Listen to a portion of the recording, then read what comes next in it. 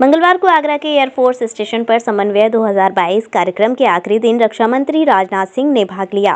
कार्यक्रम के दौरान वायुसेना के जाबाज जवानों द्वारा आगरा के आसमान में अलग अलग तरह के करतब दिखाए गए।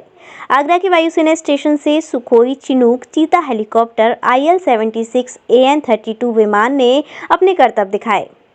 आपको बता दें कि C-70 ग्लोबास्टर सर्विलेंस हेलीकॉप्टर, डोनियर प्रचंड लाइट कॉम्बैट C-130 मालवाहक विमान ने भी हवा में करतब दिखाए।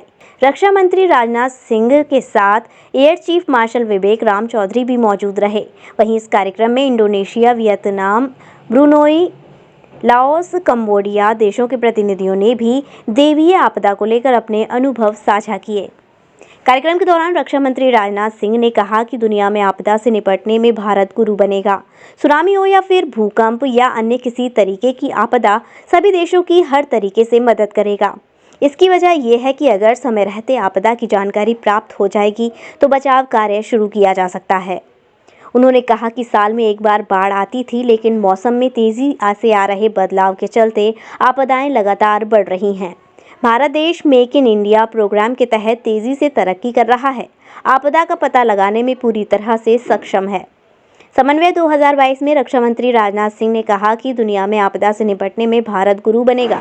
सुनामी हो या फिर भूकंप या अन्य किसी तरीके की आपदा, सभी देशों की हर तरीके से मदद करेगा। इसकी वजह यह है कि अगर समय रहते आपदा की जानकारी प्राप्त हो जाएगी तो बचाव कार्य शुरू किया जा सकता है।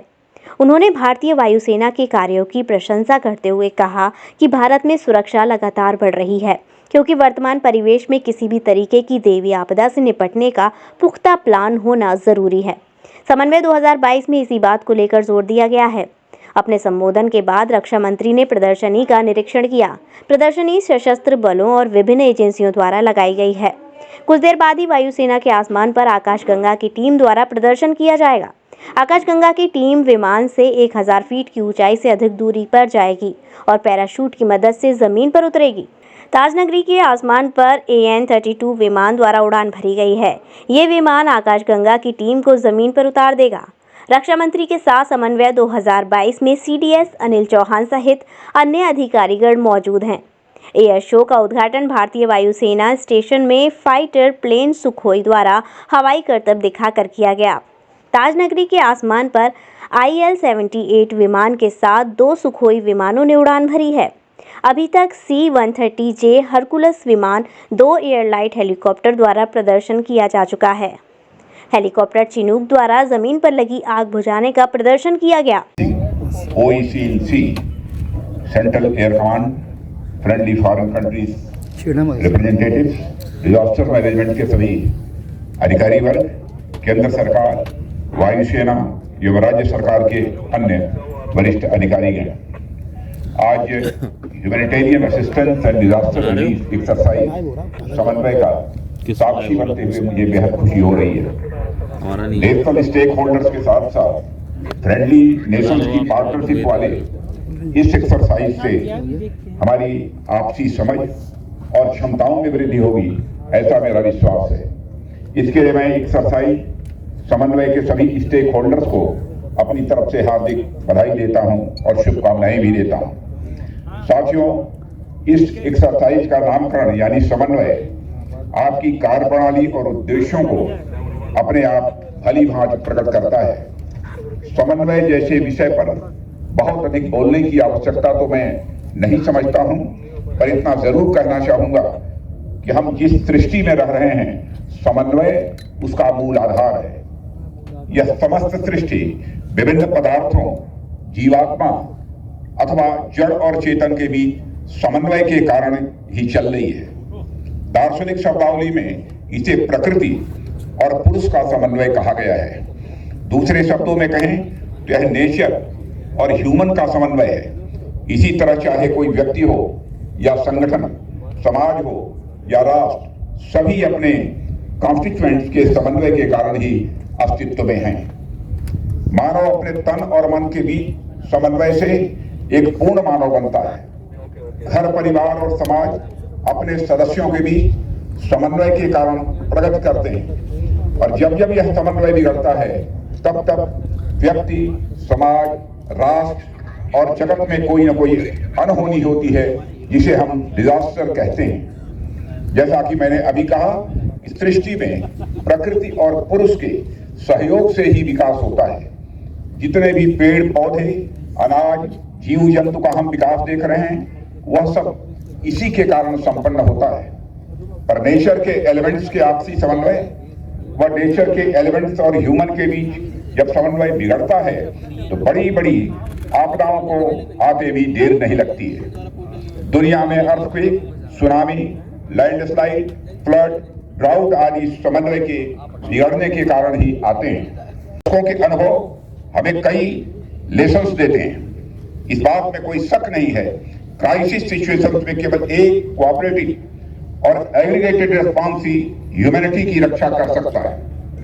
एशिया के क्षेत्र में रीजनल कोऑपरेशन में इंफॉर्मेशन और बेस्ट प्रैक्टिसेस शेयर करना यह बहुत ही आवश्यक है। इसके साथ ही साथ इन आपदाओं के प्रभाव को कम करने के लिए डाइवर्स कैपेबिलिटीज का लाभ उठाना, एक्सपर्टीज और न्यू टेक्नोलॉजी का इस्तेमाल किया जाना यह आवश्यक है। क्लाइमेट चेंज के चलते वेदर लगातार अनप्रेडिक्टेबल होता जा रहा है। रिसर्चेज बताती हैं जो डिजास्टर पहले 100 साल पहले एक बार में आते थे, वे अब औसतन 10-20 साल में एक बार आते हैं। रेयर डिजास्टर अब रेयर नहीं रह गए, उनकी फ्रीक्वेंसी और सीवियरिटी यह दोनों बढ़ी है। ऐसे में रीजन के सभी देशों को एशियाड टीम का एक साथ एक प्लेटफॉर्म पर आना यह आवश्यक है। साथियों, भारत के पास एशियाड के लिए एक रोबस्ट मैकेनिज्म है जो हमारे देश के साथ साथ विदेशों में भी विभिन्न आपदाओं से निपटने में बहुत ही इफेक्टिव रहा है। इस तंत्र को मजबूत करने में मेक इन इंडिया पहल बहुत ही सहायक सिद्ध हुई है। यह हमारे लिए बेहद खुशी की बात है। भारतीय आपदा प्रबंधन नीति के निर्माण के बाद अब हमारा फोकस संकट के प्रति रिलीफ सेंट्रिक अप्रोच से एक मल्टी प्रोंग अप्रोच की ओर शिफ्ट हुआ है, जिसमें आपदाओं की prevention, preparedness, mitigation, response, relief और रिहेबिलिटेशन यह शामिल है। यानी हमारा पहला प्रयास तो यह हो कि हम आपदाओं को प्रेडिक्ट कर सकें और इंफॉर्मेशन का डिसेमिनेशन कर आपदाओं के आने से पहले ही खुद को हम संभाल सकें। प्रेडिक्शन न हो सके तो हम अपनी प्रेडिक्शन इतनी मजबूत रखें, हमारा रिस्पांस इतना तीव्र हो कि वे आपदाएं हमारा कुछ खास नुकसान न कर सकें। कुछ नुकसान हो भी गया तो हम इतने कैपेबल होने चाहिए कि विक्टिम्स को यथाशीघ्र रिलीफ प्रोवाइड कर सकें, उन्हें फूड से लेकर मेडिकल असिस्टेंस यह उपलब्ध करा सकें और इसके बाद हम अफेक्टेड लोगों के लिए जल्द से जल्द रिहेबिलिटेशन और एम्प्लॉयमेंट की सुविधा प्रदान कर सकें। यह हमारी प्रायोरिटी होनी चाहिए। लाल चश्मा घर मथुरा का एक जाना पहचाना ब्रांड जो लाया है त्योहारी सीजन में अपने ग्राहकों के लिए एक खास तोहफा। आप लाल चश्मा घर पर चुनिंदा ब्रांड के चश्मों पर और फ्रेम पर पाइए 10 नहीं 20 नहीं पूरे 50% की छूट। ये ऑफर केवल सीमित समय तक के लिए ही मान्य है, तो आइए लाल चश्मा घर और उठाइए मौके का भरपूर फायदा।